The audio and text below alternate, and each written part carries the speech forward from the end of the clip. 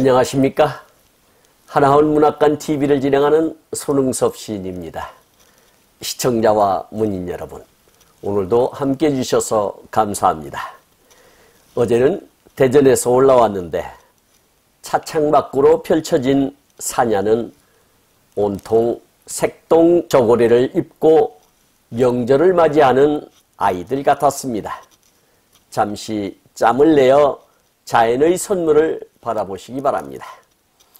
오늘 주제는 예고한 대로 제67화 하나온 시인의 43번째 시 추억 2입니다.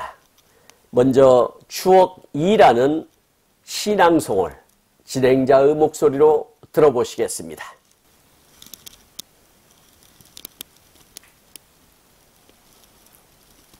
추억 2 한하온.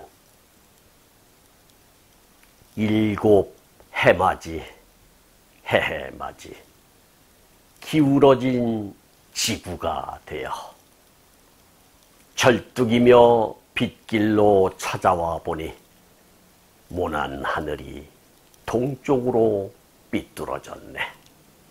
어느새 동쪽으로 삐뚤어졌네.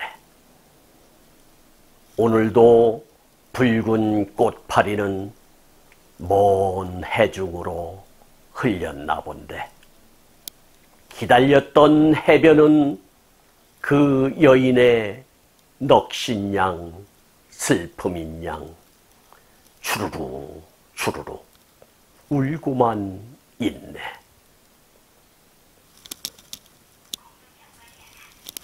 여러분, 하나온 시인의 시 추억 2 낭송 잘 들어보셨나요? 본래 이 시는 1953년 6월 30일에 발행된 하나온 시초에 수록된 시인데요. 오탈자를 수정하여 1964년 12월 15일 정본 하나온 시집을 발행했습니다.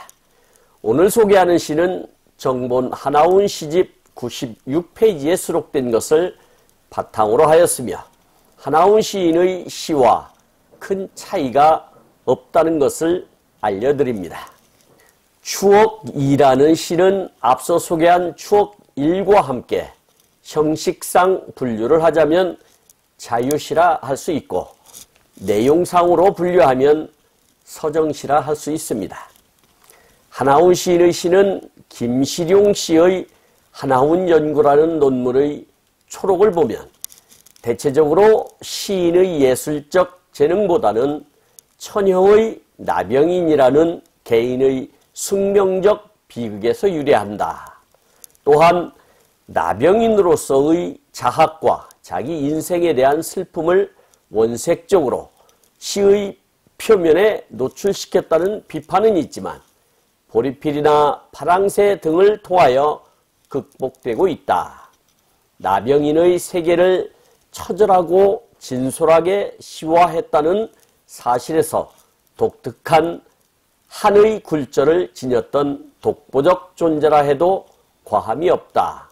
육체적 한계에도 불구하고 극명하고 원색적인 아픔을 온몸으로 받아들이고 온몸으로 노래한 시인이다. 이렇게 김시룡 학생은 석사학위 논문에서 분석하고 있듯이 하나온 시인은 한센인이라는 현실적인 삶의 고통을 통해 피운 꽃이라 할 수 있겠다. 이 시의 시작 배경은 정확하게 알 수는 없지만 그의 자서전에서 유추해보자면 어느 바닷가에서의 잊지 못할 추억거리가 아닐까 한다. 하나온 시인에게는 여러 명의 여인이 있었지만 어떤 여인에 대한 애절한 추억인지는 알 수가 없다는 것이 안타까울 뿐이다. 지금부터는 시로 들어가서 연구와 행별로 살펴보도록 하겠습니다.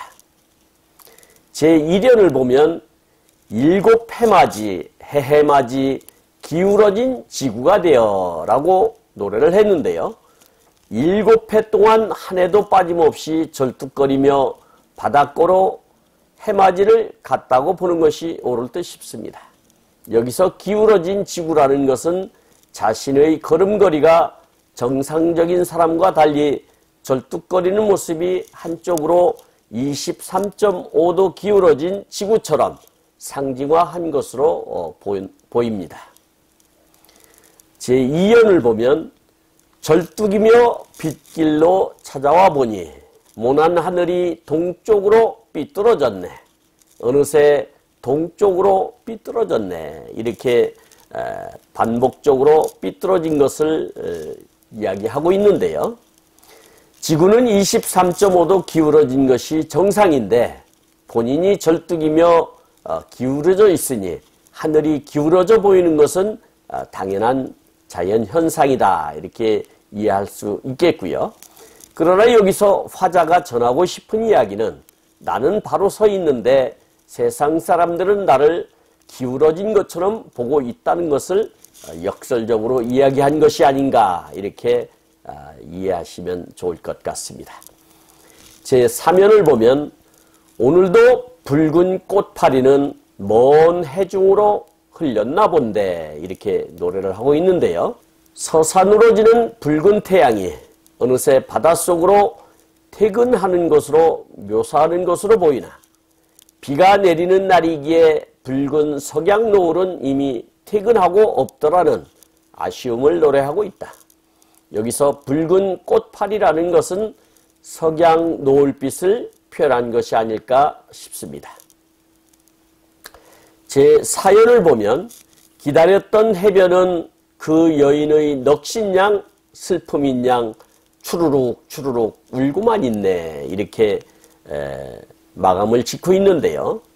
주룩주룩 내리는 빗소리나 출렁이는 파도소리에 귀 기울이다 보면 마치 나의 사랑하는 여인의 넋이 찾아와 귓속말로 속삭이는 듯 슬픔인 양 울고 있는 것처럼 들리는 것이 아닐까 이렇게 해석을 해봅니다. 하나훈 시인의 자서전 나의 슬픈 반생기 34페이지 챕터 09에 보면은 애증의 세계에서 방황하다라는 챕터가 있는데요. 여기에는 이렇게 기록을 하고 있습니다.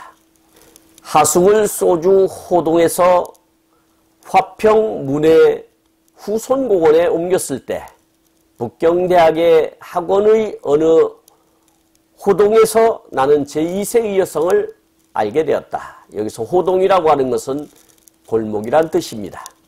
나이는 20살 남짓하다. 멋들어진 중국 옷 차림한 그는 S라고 부르며 협화 의과대학 미국 록펠라 재단에서 운영하는 학교인데요. 협화 의과대학에 다니는 학생이었다. 그는 내 하숙에 자주 놀러 왔으며 조국을 모르는 동포로서의 서름을 나한테 하소연하는 것이었다. 조국이라는 피가 불러서 맺어주는 S와의 사랑은 알을 망각해지는 화원으로 아베크하는 것이었다. 앵도같이 불타오르는 S의 입술은 나의 관능을 태워버리는 것이었다. 이렇게 기록을 하고 있는데요. 여기서 지금까지는 알이라는 여인의 수뇌보 같은 사랑을 했습니다마는 북경에 가서 유학을 하면서 제중교포 2세 S라는 여인을 만나게 되는데 그 여인과의 만남이 이루어지는 것입니다. 그리고 나의 슬픈 반생기 37페이지 챕터 10에 보면은 자학의 사념이라는 제목하에 이런 이야기가 또 있습니다. 짧은 내 청춘에 벌써 3번이나 재발하다니 공포와 전율에 떨지 않을 수 없었다. 아, 내가 무슨 죄를 저질렀기에 이렇게도 인간의 대례에 끼일 수도 없는 증오와 저주의 문둥병을 3번이나 재발하는 것인가? 나는 내 자신을 자학하는 생각이 치민다. 여기서 나병이 3번이나 재발했다고 했는데요. 처음에는 이리농림학교 5학년 때 첫 발병이 되었고 그 다음에는 일본으로 건너가서 성계고등학교 다니면서 다시 재발이 돼서 귀국을 하게 되었고요. 그 다음에 지금 중국 북경에서 대학을 다니면서 다시 재발이 됐다. 이렇게 해서 3번이 재발했다라는 이야기입니다. 병 치료를 계속하느냐 생명의 제로를 택하느냐 하는 절망의 초민 속에 나는 지향도 없이 표현이 길을 떠났다. 해로를 가는 것이다.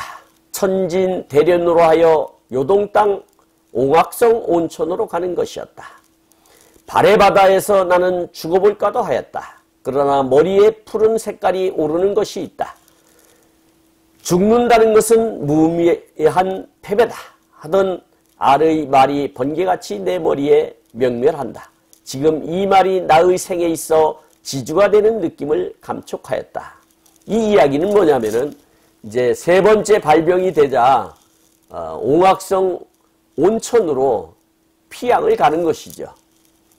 이 이야기를 왜 하느냐면은 지금 추억 1이나 추억 2의 배경이 이곳이 아닐까 싶어서 말씀을 드리는 것입니다. 그리고 죽는다는 것은 무의미한 패배다라고 한 말은 첫 발병이 있었을 때 금강산에서 죽을까도 했었는데 그때 알이라는 여인이 하나운 시인에게 건넸던 용기를 주는 그러한 말이었습니다. 그 말이 기억이 났다. 이렇게 이야기를 하고 있는 것입니다. 다시 챕터 11번 슬픈 항구의 방랑표를 보면 자유항구 대련의 네온이 불야성같이 빙글빙글 도는 거리를 돈판처럼 독한 술을 마시며 100개 로녀의 풍만한 육체를 억세게 애무하는 것이었다. 여기서 돈판이라고 하는 것은 떠돌이 또 이방인 이렇게 이해하시면 되겠고요. 100개 로녀라고 하는 것은 백인 러시아인을 이야기하는 것입니다. 이러한 육체 세계의 방황도 나의 허탈한 마음을 메꿀 수는 없었다. 여하튼간 하나밖에 없는 자살로 나를 청산하지 않는 한 치료의 길을 택하지 않을 수 없다는 결심이 나를 채찍질하는 것이었다. 그리하여 애당초의 생각대로 웅악성 온천에 갔었다. 한 열흘 동안이나 탕치하니까 고독감에 견디지 못하였을 뿐만 아니라 여관비가 비싸서 있을 수가 없어 다시 대련으로 돌아오는 길이었다. 성포 해수욕장 가까이 중국집에 하숙을 정하였다. 성포는 영화에서 보는 남불의 니스 같은 아름다운 별장지대다. 나는 이 아름답고 말쑥한 자연 환경에서 마음이 안정되어 가는 것을 느끼는 것이었다. 여기서 추억의 여인은 영원한 립의 R인지 아니면 암이라고 하는 S인지 아니면 또 다른 여인과의 추억인지 아리송합니다. 지금까지 함께 하신 시청자와 문인 여러분 감사합니다. 제가 하나운 문학관 TV를 방송하는 이유는 고난과 역경을 딛고 문학의 꽃을 피우신 하나운 시인을 널리 알리기 위해서입니다.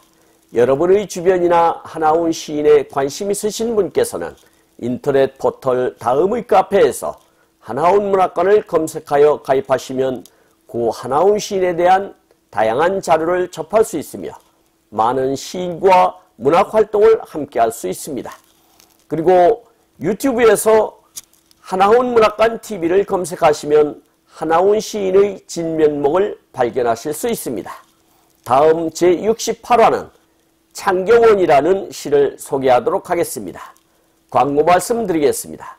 제가 제공하는 방송을 보시고 도움이 되셨다면 구독과 좋아요를 누르는 것도 의미 있는 일입니다. 구독은 무료이지만 반드시 누르실 필요는 없습니다. 감사합니다. 진행의 손흥섭이었습니다.